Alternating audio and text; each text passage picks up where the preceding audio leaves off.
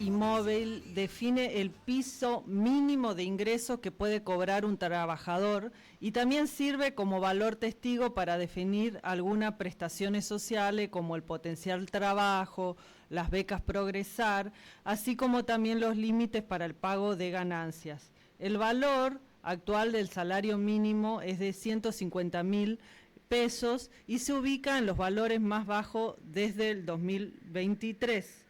El pasado 16 de febrero hubo una reunión del Gobierno Nacional, representantes gremiales, sociales y empresariales, pero no hubo un acuerdo, que es muy preocupante, por supuesto. Y para hablar de esta situación social y salarial, estamos en comunicación con Juan Carlos Alderete, que él es coordinador nacional de los desocupados y precarizados de la corriente clasista y combativa y miembro del Comité Central del Partido Comunista Revolucionario. Buenos días, Juan Carlos, ¿cómo estás? ¿Cómo te va? Muy buenos días. Muy bien, y acá un poco preocupados, ¿no? ¿Qué implicancias tiene, Juan Carlos, esta falta de acuerdo por el aumento del salario mínimo vital y móvil?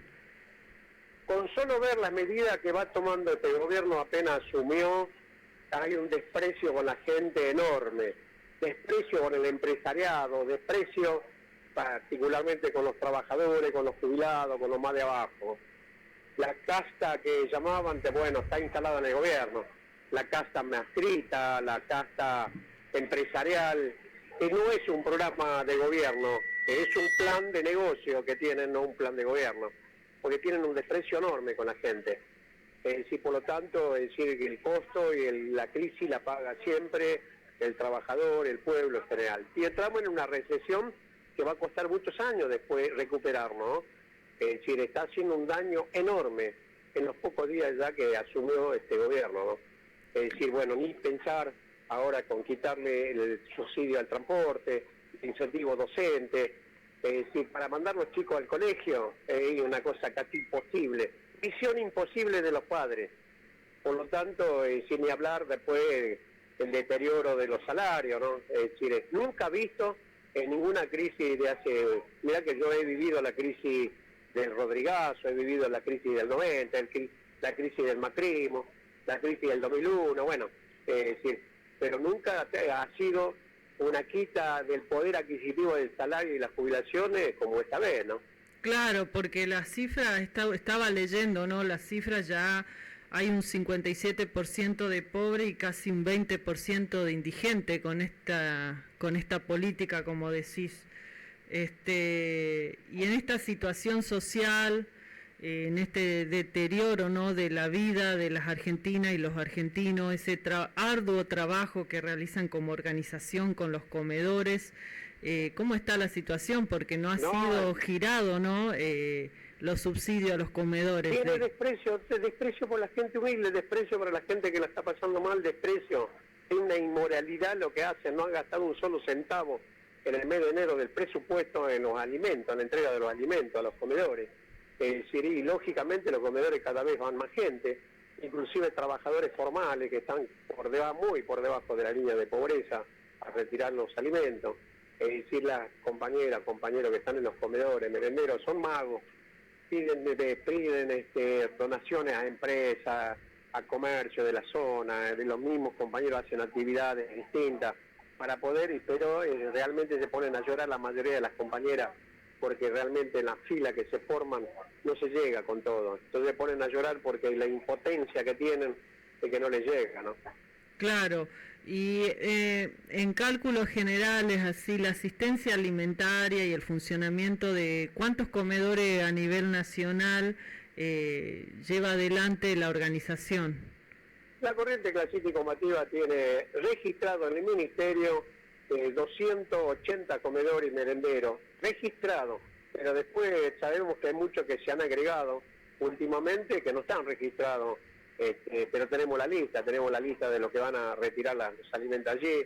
Bueno, estamos trabajando inclusive con salas de salud para también ese llamado control de niños sanos en la medida del peso, en el peso, en la medida. Y está surgiendo de que está apareciendo lamentablemente tuberculosis también, ¿no?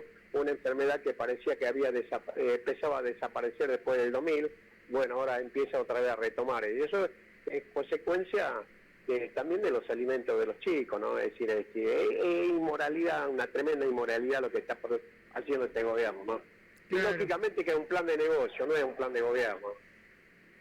Y sí, o sea que es como que el gobierno pretende liquidar, ¿no?, a las organizaciones sociales, ese arduo trabajo histórico, porque como se dice, ¿no?, las organizaciones sociales llegan donde no llega el Estado, y en este último periodo también toda esa política de Milei y de Bullrich de criminalizar la protesta y criminalizar también a las organizaciones populares.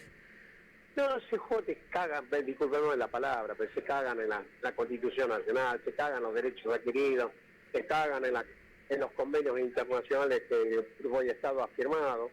Es decir, bueno, con ese cuento que sigue, con ese cuento y el show que se hace permanentemente a través de las redes, gobierna a través de las redes, insultando a los gobernadores, humillando a los diputados. La verdad que no entiendo algunas veces a los gobernadores y a los diputados que se dejen humillar de tal manera que siguen insistiendo de darle gobernabilidad, siguen insistiendo de buscar un diálogo, si este gobierno no quiere diálogo con nadie.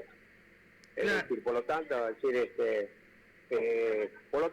lo que va a ser este mes, lo que va a ser marzo, abril, va a ser tremendo, porque la clase media que tiene los ahorros en pesos o en dólares están sacando para poder gastar en los gastos habituales que se tenían, ¿no? Es decir, está licuando de esos ahorros, es decir, a la clase media que se la va a mandar a la pobreza también, a mucho de ellos, ¿no? Claro, y ante esta situación angustiante de la falta de alimento en los comedores, de que no se puede comenzar las clases, de la canasta escolar, ustedes van el jueves a una jornada nacional, ¿cómo viene eso? No, viene muy grande esa jornada nacional del día 22, comenzado por los jóvenes, que han convocado, lo primero que han convocado para el día 22 frente al ex Ministerio de Educación acá en la capital federal, las juventudes de varias organizaciones políticas y también universitarias y sociales, ¿no? Es decir, y trabajadores también de la juventud, que van a reclamar el kit escolar, y bueno, allí nosotros le dijimos, bueno, tenemos que concluir nacionalmente, y nacionalmente se van a cortar la ruta donde se pueda en todo el país, y en el conurbano vamos a tratar también de bloquear la capital federal para ese reclamo, que realmente que ya entró en desesperación las familias para mandar al chico al colegio, ¿no? Es imposible, acá se paga mucho más el precio dólar en los útiles escolares que en el propio Estados Unidos. Es decir, ni hablar de una zapatilla, los padres están viendo de una zapatilla comprarle para que puedan usar los dos chicos, uno mandarlo a la mañana y otro a la tarde. Bueno, es decir, en algún otro momento también hemos vivido esto así, ¿no? De que los chicos anotarlo uno a la mañana y otro a la tarde para que compartan también la ropa, ¿no? Que puedan participar en la escuela. Claro, una situación realmente muy angustiante para la familia, para los padres, cómo comenzar las clases y ni hablar, ¿no?, del sueldo, el salario de las trabajadoras y los trabajadores de la educación, porque también anunció que el fondo que iba para el tema de la educación, el FONID, también para la compensación salarial también lo saca. O sea que hay una situación desesperante, digamos. Exactamente, porque ¿cuántas provincias van a poder pagar lo que es entre el 10 y el 15% del salario del docente, el incentivo docente? Es decir, no le va a llegar, no van a poder las provincias. Es decir, por ejemplo, la provincia de Buenos Aires pudo pagar el mes pasado, pero ya este mes ya no van a poder pagar esa diferencia, porque no le ha llegado lo que es coparticipable, lo que está por ley, y por eso digo, se cagan en la Constitución, se cagan en las leyes, este gobierno. Claro, y entonces, Juan Carlos, ¿qué vienen analizando, qué vienen evaluando ustedes? Porque entiendo también que acá se gestó una multisectorial en La Matanza. ¿Cuál es el camino para resolver esto? Va a depender de la gente que esté en la calle. La única forma de frenar este gobierno en la calle. No hay otra manera, porque ya se vio claramente que confía en el Congreso, como es en el Congreso, que se está burlando, y bueno, en la calle, es decir, sorteando inclusive todo este protocolo antipiquete, que a la propia justicia se mira para el costado a algunos y a otros le dan la razón a este gobierno, es decir, impedir reclamos, de impedir las movilizaciones, es decir, una dictadura, ¿no? Una dictadura democrática. Claro. Entonces, en particular acá en La Matanza el jueves... Salimos de marcha desde la rotonda de San Justo hasta la General Paz y la Ruta 3. A las 9 horas, ¿no es cierto? A partir de las 8 nos concentramos para salir a las 9 de la mañana. Perfecto, y después las organizaciones juveniles se van a concentrar en la Secretaría de la Educación allá en Capital. Exactamente. Bueno, Juan Carlos, ¿algo más que quieras agregar? No, bueno, de confianza de que en algún momento la gente masivamente va a salir a reclamar los derechos adquiridos.